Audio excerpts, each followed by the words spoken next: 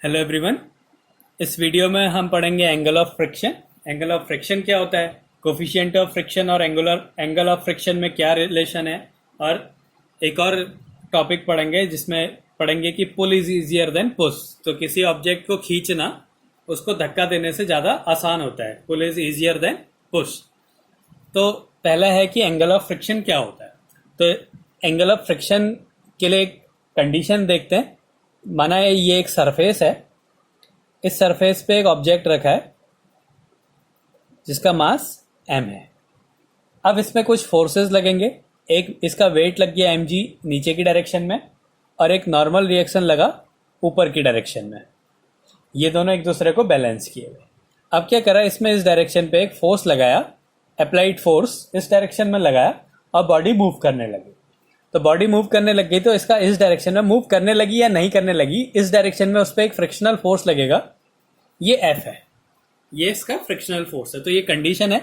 एक ऑब्जेक्ट है जिसका मास m है, तो इसका एक वेट लगेगा डाउनवर्ड डायरेक्शन में, नॉर्मल रिएक्शन लगेगा अपवर्ड डायरेक्शन में सरफेस के परपेंडिकुलर, और एक फोर्स इस पे अप्लाइड करा F, और इसमें उस मोशन के ऑपोजिट डायरेक्शन में एक फ्रिक्शन लगा स्मॉल f। अब क्या है, ये फोर्स और ये फोर्स, इसके बीच में इसका एक रिजल्टेंट है। ये माना ये दोनों फोर्सेस का ये रिजल्टेंट है R। तो ये जो रिजल्टेंट है, ये किसका रिजल्टेंट है, नॉर्मल रिएक्शन और फ्रिक्शनल फोर्स का। तो नॉर्मल रिएक्शन और फ्रिक्शनल फोर्स का रिजल्टेंट नॉर्मल रिएक्शन के साथ जो एंगल बनाता है उसको बोलते हैं एंगल ऑफ फ्रिक्शन। ये है एंगल ऑफ फ्रिक्शन। मतलब नॉर्मल रिएक्शन और फ्रिक्शनल फोर्स का रिजल्टेंट नॉर्मल रिएक्शन के साथ जो एंगल बनाएगा उसको बोलेंगे एंगल ऑफ फ्रिक्शन। तो अब इसकी डेफिनेशन लिख देते हैं। It is the angle between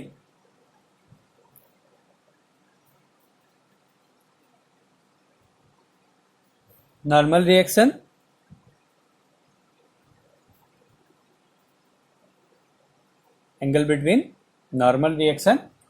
and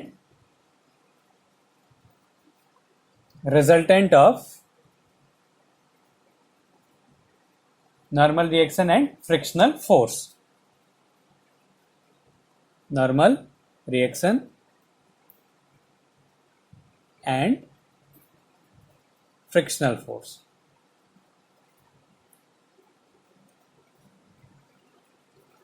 ये इसका डेफिनेशन हो गया कि नॉर्मल रिएक्शन और फ्रिक्शनल फोर्स का जो रिजल्टेंट नॉर्मल रिएक्शन के साथ जो एंगल बनाता है उसको बोलते हैं angle of friction. It is the angle between normal reaction and resultant of normal reaction and frictional force.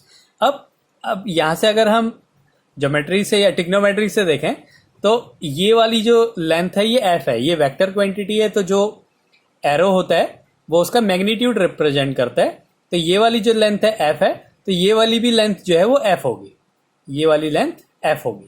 तो ये हमें पता है ये वाली r है, ये वाली f है, और ये वाली n है। तो अगर हमें यहाँ से tan थीटा निकालना पड़े तो हमें परपेंडिकुलर पता है और बेस पता है। तो अगर हम यहाँ से tan थीटा निकालते हैं, tan theta equals to perpendicular, perpendicular क्या है f अपॉन बेस, बेस क्या है n। तो ये हो गया। अब ये क्या है, फ्रिक्शनल फोर्स, और फ्रिक्शनल फोर्स हमने लास्ट वीडियो में पढ़ा था, ये म्यू n के इक्वल होता है अपॉन n। तो ये कैंसिल हो गया। तो यहां से क्या रिलेशन मिला, mu equals to tan theta. तो जहां पे म्यू क्या है, कोफिशिएंट ऑफ फ्रिक्शन, और थीटा क्या है, एंगल ऑफ फ्रिक्शन। तो ये एक रिलेशन हो गया कोफिशिएंट ऑफ फ्रिक्शन और एंगल ऑफ फ्रिक्शन के बीच में, mu equals to tan theta. अब इसके बाद इसका अगला टॉपिक है prove that pull is easier than push. Prove that pull is easier than push. इसको हमने प्रूफ करना है कि जो पुल होता है वो पुश से ज्यादा आसान होता है। अब इसके लिए हम कंडीशन लेंगे। माना दो ऑब्जेक्ट ले रहे हैं, एक में पुल करेंगे, एक को पुश करेंगे। तो ये एक सरफेस है, इस पे एक बॉडी रखी है मास m की, और वही बॉडी यहाँ पे भी रखी है m मास की। दोनों सेम बॉडी है, सेम मास है। एक बार उसको पुल किया। अब यहाँ पे क्या है, इस पे एक वेट लगेगा नीचे की डायरेक्शन में mg, और एक ऊपर की डायरेक्शन में इसका नॉर्मल रिएक्शन लगेगा। अब क्या है, इसको हम खींच रहे हैं माना, तो ये इसको हमने खींच दिया, एफ फोर्स लगा के इसको पुल किया हमने। तो माना ये जो एंगल है ये थीटा एंगल है, ये एंगल ऑफ फ्रिक्शन नहीं है, किस एंगल पे हम उसको पुल कर रहे हैं ये उसका एंगल है, और यहाँ पे हमने एक फोर्स लगाया एफ, ये अप्लाइड फोर्स है। इस अप्लाइड फोर्स के दो कंपोनेंट हो गए। अगर हम इसको रिजॉल्व करते दो कंपोनेंट्स में, तो ये हॉरिजॉन्टल कंपोनेंट हो गया और ये वर्टिकल कंपोनेंट हो गया। तो हॉरिजॉन्टल कंपोनेंट ये हॉरिजॉन्टल कंपोनेंट है क्योंकि थीटा यहाँ लगा, ये हॉरिजॉन्टल कंपोनेंट और ये वर्टिकल कंपोनेंट। और हॉरिजॉन्टल कंपोनेंट हमेशा कॉस होता है और वर्टिकल कंपोनेंट हमेशा साइन होता है। तो ये एफ है, तो ये हॉरिजॉन्टल कंपोनेंट है उसका, तो ये हो गया एफ कॉस थीटा। इस एफ के लिए ये एंगल है तो ये हॉरिजॉन्टल हो गया और ये इसके लिए वर्टिकल हो गया। तो ये वाला जो हो गया ये हो गया एफ साइन थीटा।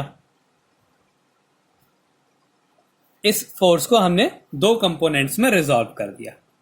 अब ऐसे ही यहां पे भी कर देते हैं। तो इसका एक वेट हो गया mg डाउनवर्ड डायरेक्शन में और नॉर्मल रिएक्शन अपवर्ड डायरेक्शन में।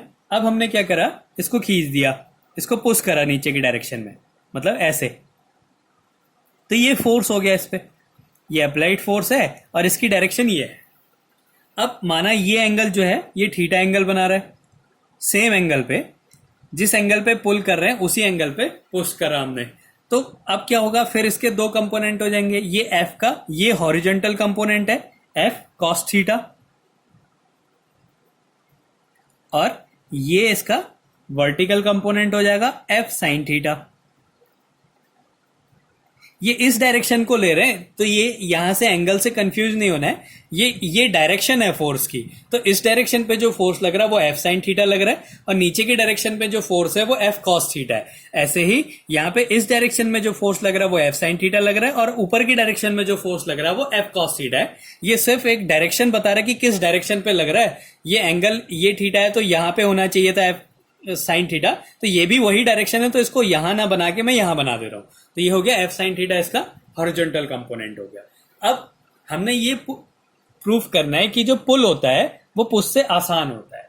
अब किसी भी ऑब्जेक्ट के मोशन पे जो मोशन होता है वो उसके फ्रिक्शन पे डिपेंड करता है। जिसमें फ्रिक्शन ज्यादा लगेगा वो उसका मोशन भी ज्यादा, उसको मूव करने के लिए ज्यादा फोर्स की जरूरत होगी। तो अगर फ्रिक्शन ज्यादा है तो मोशन कम होगा, अगर फ्रिक्शन कम है तो मोशन ज्यादा होगा। अब हमें पता है कि जो फ्रिक्शनल फोर्स होता है, अगर हम पुल के लिए देखें, ये पुल का कंडीशन है, पुल के लिए देखें एफ इक्वल्स टू होता है म्यू एन। ये म्यू जो है कोफिशिएंट ऑफ फ्रिक्शन है, ये एन जो है नॉर्मल रिएक्शन है सरफेस का। अब अगर हम यहां से ये दोनों फोर्सेस को इक्वल करेंगे क्योंकि ये इक्विलिब्रियम में है, तो इधर से क्या मिलेगा हमें, N plus F cos theta, N plus F cos theta. ऊपर की डायरेक्शन में एक फोर्स लग रहा है एन और एक लग रहा है एफ कॉस थीटा, तो N plus F cos theta equals to M G. तो यहां से अगर हम एन की वैल्यू निकालें तो क्या आ जाएगा, M G minus F cos theta. तो ये जो फ्रिक्शनल फोर्स है इसकी वैल्यू क्या आ गई, mu M G minus F cos theta. ये तो हो गया पुल के लिए। अब पुश के लिए क्या होगा, equals to mu N, coefficient of friction same है दोनों के लिए, एक ही सरफेस है, बस एक जगह पुल कर रहे हैं एक जगह पुश कर रहे हैं, बाकी सारी कंडीशन सेम है। सेम एंगल पे पुल कर रहे हैं, सेम एंगल पे पुश कर रहे हैं उसे।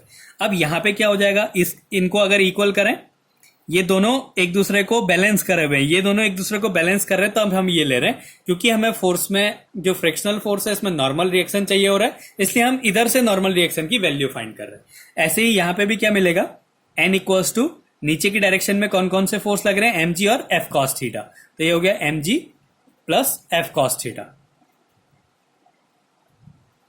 तो यहां से फ्रिक्शनल फोर्स की वैल्यू क्या हो जाएगी, अगर हम यहां से फ्रिक्शनल फोर्स की वैल्यू निकालें तो एफ, एक जो फ्रिक्शनल फोर्स है वो क्या हो जाएगा, mu M G plus F cos theta, M G plus F cos theta. अब क्या हो रहा है, यहां पे हमें देख के पता चल रहा है ये M G minus F cos theta है, ये M G plus F cos theta है। मतलब जो पुल करने में जो फ्रिक्शन लग रहा है वो कम है पुश करने पे जो फ्रिक्शन लग रहा है उससे। तो फ्रिक्शनल फोर्स कम है, तो इसलिए जो इसका मोशन है वो आसान होगा। इसका मतलब है कि pull is easier than push. तो इससे ये प्रूफ होता है कि किसी भी ऑब्जेक्ट को पुल करना उसको पुश करने से ज्यादा आसान होता है। तो ये इसके दो टॉपिक थे। Angle of friction, angle of friction क्या होता है कि जो नॉर्मल रिएक्शन और फ्रिक्शनल फोर्स का रिजल्टेंट नॉर्मल रिएक्शन के साथ जो एंगल बनाता है उसको बोलते हैं एंगल ऑफ फ्रिक्शन। यहां से एक रिलेशन आता है कोफिशिएंट ऑफ फ्रिक्शन और एंगल ऑफ फ्रिक्शन में mu equals to tan theta. फिर ऐसे डायग्राम से हमें ये पता चलता है कि जो फ्रिक्शनल फोर्स है वो पुल करने में कम होता है और पुश करने में ज्यादा होता है, इसलिए जो पुल होता है वो आसान होता है पुश से।